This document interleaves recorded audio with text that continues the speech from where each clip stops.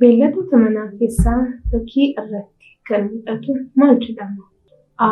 Booyyee B. Adurree C. Hoolaa D. Lukkuu. Deebiin B. Adurree. Beeyladoota manaa keessaa fakkii irratti kan mul'atu maal jedhama? A. Gafarsa B. Hoolaa C.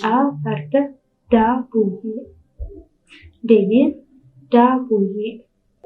Beeyladoota manaa keessaa fakkii irratti kan mul'atu maal jedhama? A. Farda B.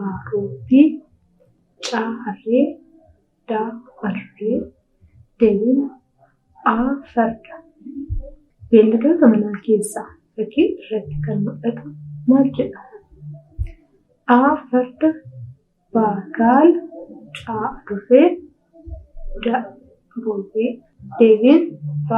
Gaala. Beeyladoota manaa keessaa fakkii irratti kan mul'atu maal jedhama? A. Farda B. Gaala C. Harree D. Sa'a. Deebiin C. Harree. Beeyladoota manaa keessaa fakkii irratti kan mul'atu maal jedhama? A.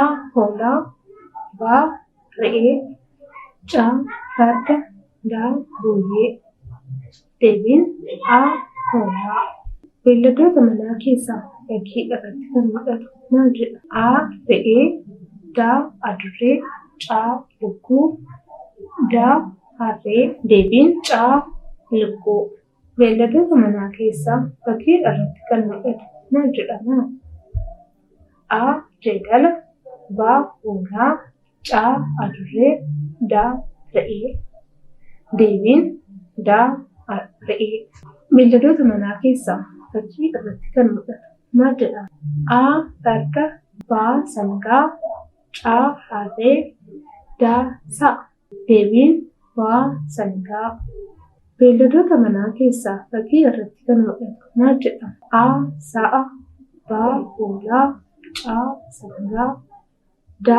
Roobbii. Deebiin A. Sa'a.